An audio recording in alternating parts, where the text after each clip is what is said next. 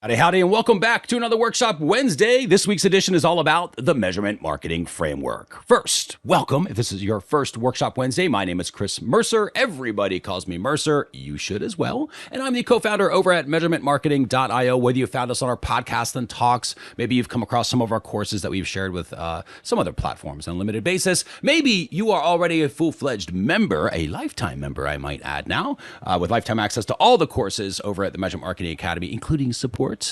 We are happy that you are here. Again, this is the Measurement Marketing Academy itself. Lifetime access now to all the courses and the support. So be sure to check that out if the time is right for you. We are going to do a deep dive into the framework itself as we go through and talk about it. But remember, just pick up one new idea, one new piece of the framework. Maybe you're not implementing, practice that, then come back, pick up another new one piece. And that is how you start to build skills without getting overwhelmed. All right, let's go ahead and get started.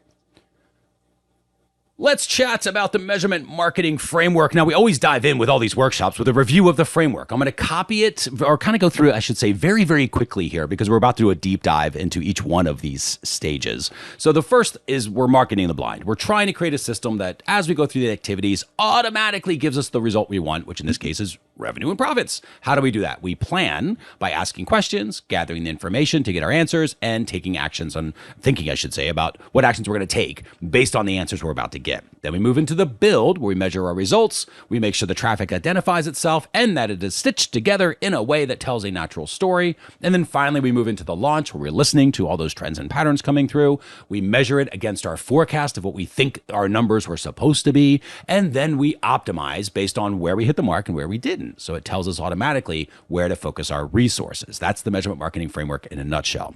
All right, let's go ahead and talk about the planning stage. So now there are really secret sauces to each one of the keys in this step, and that's what we're going to talk about in this workshop. The first is under questions, results, and how. Then information, we talk about the behaviors, and then actions, if this, then that. So let's go through these one piece at a time. Questions. There are only ever two types of questions that you must ask. You're probably already asking results style questions. How many leads did we get? What's our average ticket? How much sales did we make? What number of transactions? All that sort of end result of the journey sort of stuff, right? That's natural. Everybody asks those. The things I think you're probably missing, if I had to guess, would be the how questions. So not just how many purchases did we make, but how many product detail page views did we have of that product? How many of those actually started adding to cart? How many of those began checkout? How many of those finished? How many of those took the upsells after, right? Or the other recommended products, or whatever the rest of the journey is. So ask about all those how questions so that you start to understand how you are getting the results you are getting, or maybe not getting the results that you want to get. Next, let's talk about the information. Now, the information is where you decide, okay, now that I know the question I'm asking, let's say opt-in rate. I want to know my opt-in rates. Well, then how do I get that information? We might use a platform like Google Analytics 4 to do that, where we measure our page views of the offer, we measure the page views of the thank you page, and we can divide those out and figure out our conversion rates. And then we're going to know that, and we'll be able to chart that over time, right? Something like that. Here's where we're going to get the information, and we're going to do that on a consistent basis so we have answers to our questions. But that, my friend, is not the most important part. It's the actions step of this process, of your measurement plan. Before you open spreadsheets, before you go into the platforms, before you go open Google Analytics 4, before any of that, before you find your answer, you think about what actions will we take based upon the answer we are about to get. So, what are we going to do if the answer is lower than what we expect it's going to be? What are we going to do if the answer is higher than we think it's going to be? And what are we going to do if the answer is within range of what we think it's going to be? So as an example of that opt-in rate, let's say you assume the opt-in rate is going to be between 30 and 35%. Great. What if it's going to be lower than 30%? If it comes in at 20 or 15, what are we going to do? What are we going to do if it comes in at 40 or 50 or 60 or 70%? What are we going to do if it's within range and it comes in between, let's say, 30 and 35 or 40%? What actions are we going to take based upon the answers that we have not yet seen, but when we see them, we already know what the actions are? That is such an important key to this plan. And I would say 99% of measurement plans miss this. So this is, if you're going to focus on the one thing and make your planning better, it's this. Make sure you have an predefined action for the information you're about to collect to get answers to the questions you are asking. All right. With that, let's go ahead and talk about the build. There are really, again, 3 keys to this: results, traffic, and story. But the secret sauce is what separates these keys out. Now, the first secret sauce step here under the results is ACT. Now, this stands for how many people are we asking to join the journey in the first place, to start the path, right? All that sort of stuff. Our donor journey, our user journey, your customer journey, your sales funnel, whatever it is that you're measuring for. Then it's how many people actually considered and started moving in through that path. And then it's how many of those actually transacted at the end for whatever that path was supposed to give the value exchange. Sometimes it's an email, you wanted them to sign up. Sometimes it's a purchase, you wanted them to purchase. Sometimes it's a social share, you wanted them to share. Whatever the thing is that you're trying to get them to do. But there was always a path. And the key to results is measuring the multiple stages of that path. Most companies measure the transaction stuff, right? How many leads or purchases, but they miss measuring how many people started in the first place and how many of those actually considered, actually showed consideration behaviors, actually started to engage with the funnel or path or the journey.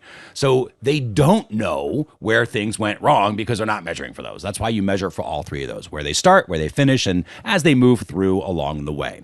Then you move into the traffic, right? So we talked about results. It's the idea of measuring through steps, right? Step 1, then step 2, then step 3, because if they're not making the top, like in this example, if they're not making the top of those stairs, where did they fall off? So that you know how to fix things or hopefully improve things. But when it comes to the traffic, right? So we talked about results. When it comes to the traffic, this is where the traffic is bringing users to the site. And this is why I use slides like this, because I really think about it like this. Like, these little cars might be Facebook. The bigger buses might be organic, right, for you or something like that. But all these traffic things are just vehicles that are bringing users to your site. But the vehicle needs to identify itself. It needs to let you know who it is. Oh, I'm coming from Facebook, or I'm coming from an email. It needs to let you know what type of traffic it is. So again, maybe it's a paid ad on Facebook versus a social share that didn't have any money behind it. And it needs to let us know why. So it can say, well, listen, I'm a Facebook ad. I'm the one that was showing a 20% discount, and I'm bringing an audience of warm, retargeted traffic that has shown interest in the offer, but has not yet actually completed the journey. And I'm supposed to get a transaction. I'm supposed to get them to buy. Please let me know how I did. And then maybe you've got an email that says, hey, listen, I'm coming from, Keep or ConvertKit or whatever your email system is.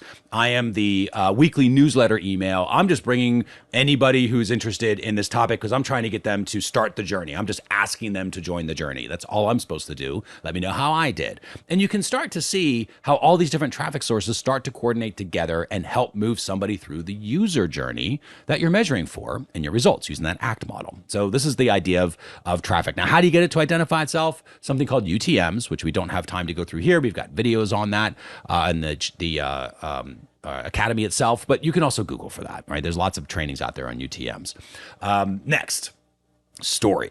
This is how I believe you should be looking at Google Analytics. And I know that's going to freak people out. Like, okay, wait, Google Analytics is not as simple as reading a kid's book, but it could be now. Why is it not right now for you? Because probably you don't have it set up properly. Probably you're not using it correctly because you don't know all the bells and whistles that this tool is supposed to use. And you more than likely aren't having a measurement strategy in place to actually dictate how you use the tool, which is the huge mistake that corporations make, that most businesses make, because everyone jumps into the tool themselves, but they don't think about the strategy. They don't think about what they're trying to get from it.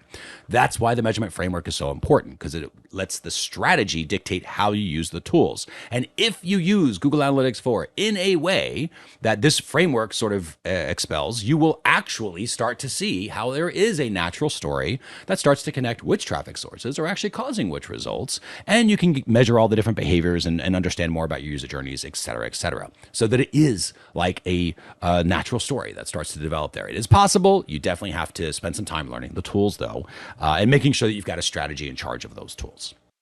All right, let's go ahead and talk next about the launch. Now, first step, we listen, then we forecast, then we optimize. This is actually using the system where you're going into your reports, you're taking a look at them, you're seeing what they're saying and what they're not. Now, when we start listening to the reports, right, we're listening to our measurement system, we're looking for trends and patterns. That's the whole idea. The truth is in the trend, the power is in the pattern. It is not in a single number. And most organizations are going to single numbers. They pull a number and they're like, let's make an action based on this number. And most importantly, they pull a number and they go, what are we supposed to do with this? I have no idea what this even means.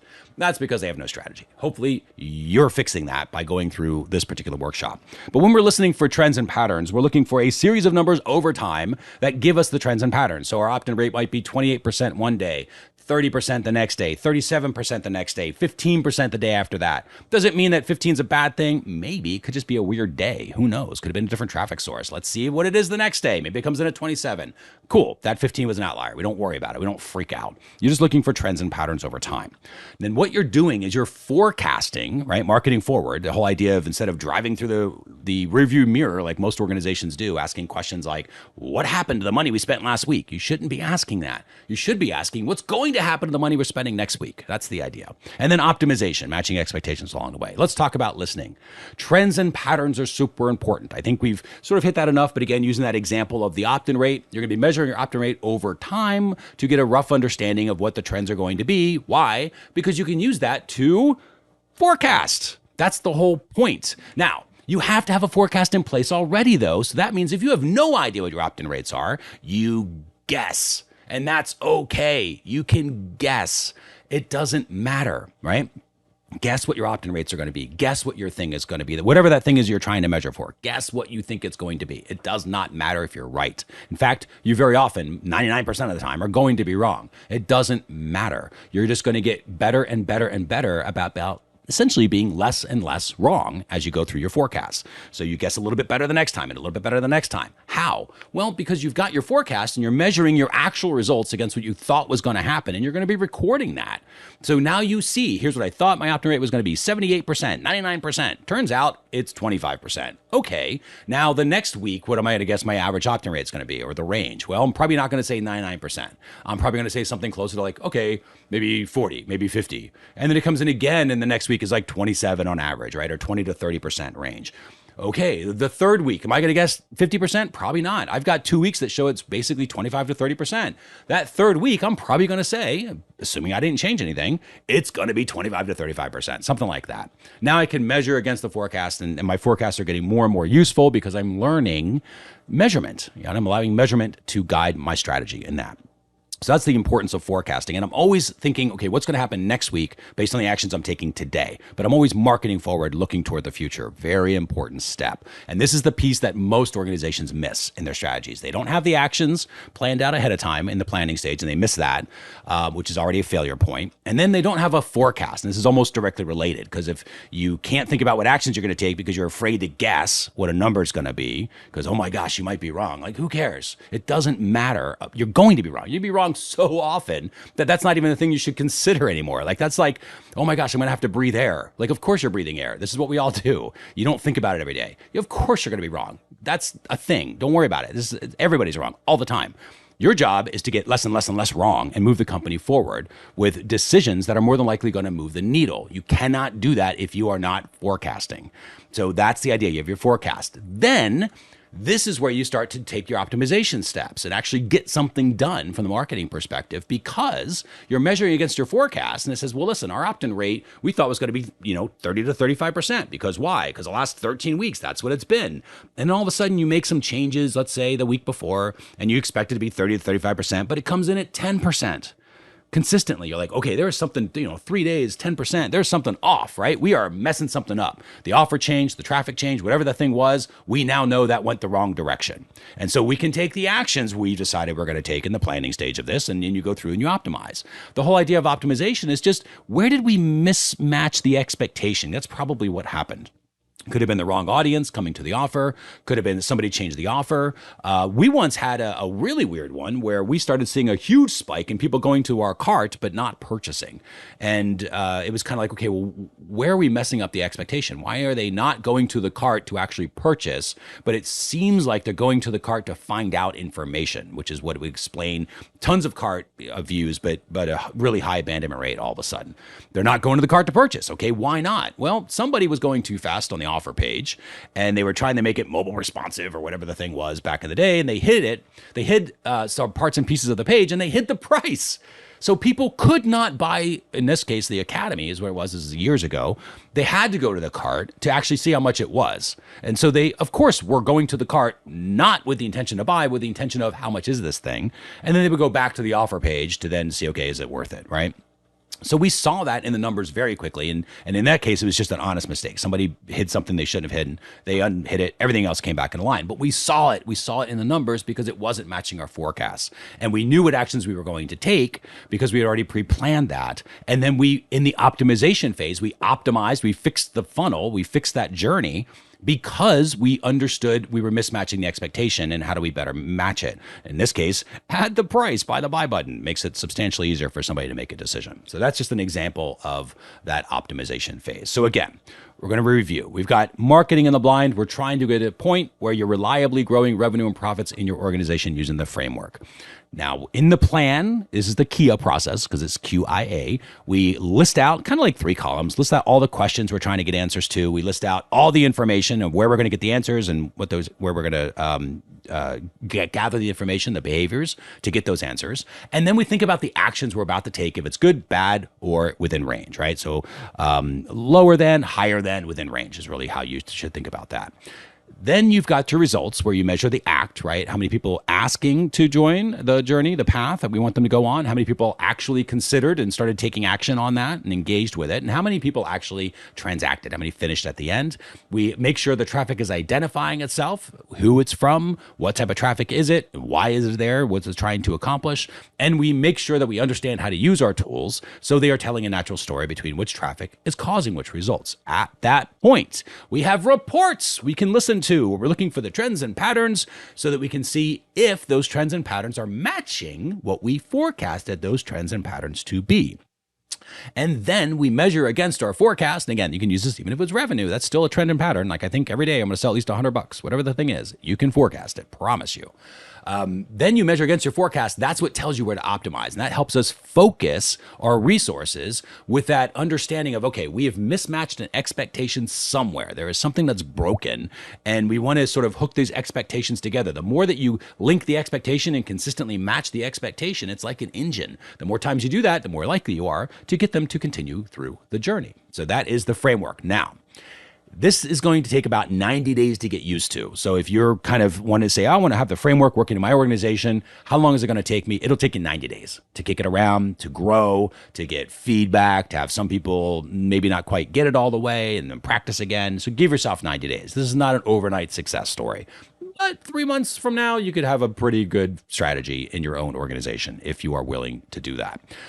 If you have no clear roadmap, which a lot of individuals do, they're not sure which questions they should be asking or if they're even asking the right questions, or they certainly don't know what to do with the information they're about to get. That is all the plan. Make sure you have that. It is like building a house. You have the foundation set. You have to have a clear roadmap of why you are measuring the things you are measuring and what you're planning to do with it. Then, if you have chaotic reports, that is because the build has gone wrong, right? Something in the build is going on. What I mean by chaotic reports are reports of people like, I don't know, one thing says one thing and one thing says another thing and nobody knows what to do anymore. Even though we had actions pre-planned, we can't quite see the story here. Things like that start happening. That's just the build gone wrong. So set up your results properly, make sure the traffic identifies itself, get some training on your tools. You will all of a sudden have useful reports. Those are the reports that you start to listen to. Now, if your company has got this, I believe this was a Dan Kennedy term, this random acts of marketing problem where everybody's guessing, everybody's got an opinion on what needs to change, but no one's got any data to prove it. And more importantly, no one's willing to put their idea on the line and say, if we do this, this number will look like this next week.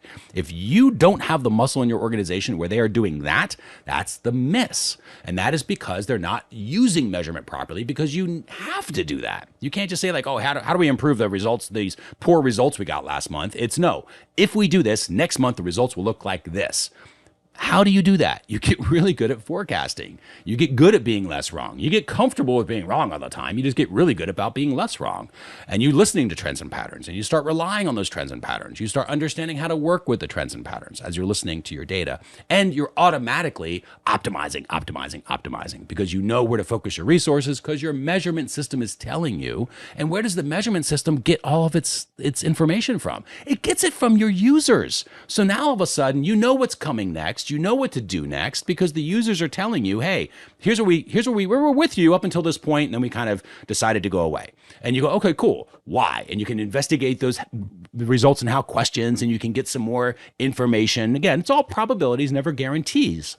But it really, really focuses you, measurement does, as to what marketing steps you should now take to improve the process. So that is the framework, very, very deep dive framework at a summary level, I guess we could say, to kind of put both in there. But we do have a full course where you can get all this. I'm going to talk about that in just a moment. If you got a one thing from this, hopefully you did, be sure to subscribe to the channel. You'll get notified when new videos are available. The toolbox, I want to mention this because this is something that for now is free as of this recording, but this will not be free forever. We've gotten a lot of feedback. This is a ton of value, which it is. There is a ton of tools back there, which there are. And there's also a free measurement marketing framework course that is currently available. I would highly encourage you to take that course. Again, it is free for joining the Toolbox membership. And if the time is right or when the time is right, you can upgrade to be a lifetime member of the Measurement Marketing Academy, get all the courses unlocked in addition to the framework course. But I will give you that framework course here right now. If you're watching this video, hopefully not too far after we've set up this recording, you can get this. Just go to measure.tips/Get Academy to learn more about the Measurement Marketing Academy. At the top of the page in the members area, you will see that there's a free Toolbox membership you can also create. So just check out the Academy for sure, see if that's useful for you. If it's not yet, join the free membership, which is the Toolbox membership. That's what comes with that framework course, along with the tools that you can use. Traffic tracking toolkit, all sorts of fun stuff is back there. All right. With that, thank you so much. We're going to go ahead and wrap this one up. This has been the Measurement Marketing Framework. Thanks for watching this workshop, and we'll see you on the next one. Take care.